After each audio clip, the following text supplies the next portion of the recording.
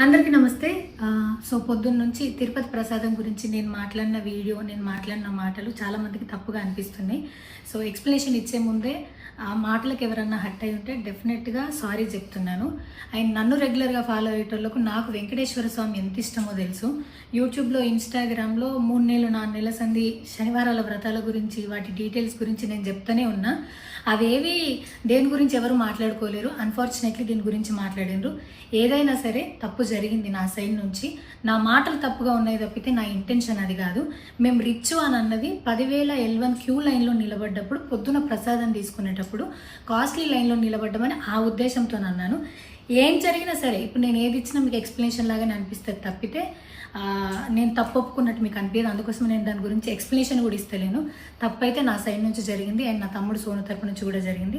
తను అవైలబుల్లో లేడు. తన తరపున, నా తరపున అందరికీ సారీ చెప్తున్నా. సో నా ఇంట్లో వెంకటేశ్వర స్వామి, నా చేతి మీద వెంకటేశ్వర స్వామి, అన్నిటికన్నా ముఖ్యంగా జీవితంలో నాకు అత్యంత విలువైంది నా బిడ్డ. నా బిడ్డను కూడా వెంకటేశ్వర స్వామి ఇచ్చిండు. నేను ఆయన గురించి తప్పుగా ఎట్లా మాట్లాడతా? అస్సలు ఆయన గురించి తప్పుగా మాట్లాడా. ఆయన గురించే కాదు, నన్ను రెగ్యులర్గా ఫాలో అయ్యేటోళ్లకు నేను అన్ని మతాల దేవుళ్ళను మొక్కుతా, అందరి దేవుళ్ళను మొక్కుతా. అందులో వెంకటేశ్వర స్వామి నా జీవితాన్ని మార్చిండు. ఈరోజు నేను అనుభవించే ఏది కూడా ఆయన దయలేకపోతే కాదు. అట్లాంటిది ఆయన గురించి నేను ఎందుకు మాట్లాడతా? అయినా సరే తెలుసో తెలకో పొరపాటు మాటలైతే నా నోటి నుంచి, మా తమ్ముడు నోటి నుంచి వచ్చినాయి. దానికి డెఫినెట్గా సారీ అడుగుతున్నా. ఇదేదో యూట్యూబ్ ఛానల్ ఏమంటారు వీడియోస్ పెట్టి కేసులు పెడతా అన్నందుకు కాదు, నాకు కూడా అనిపించింది అయ్యో అట్లా మాట్లాడి ఉండకూడదని, అందుకోసం పెడుతున్నాను తప్పితే ఇంకొక ఉద్దేశం అయితే ఏమీ లేదు. నేను మళ్ళొకసారి టీటీడీ మెంబర్స్కి అండ్ నా మాటల వల్ల హట్ అయిన ప్రతి ఒక్కరికి నేను నా తరపు నుంచి సారీ చెప్తున్నా. అండ్ ఇంకోసారి మళ్ళీ ఎప్పుడు రిపీట్ చేయను.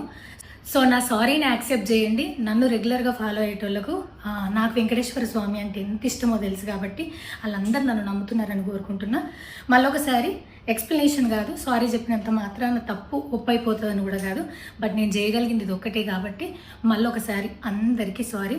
అండ్ డెఫినెట్గా ఐ ప్రామిస్ ఇంకోసారి ఇది రిపీట్ అవ్వదు. Thank you.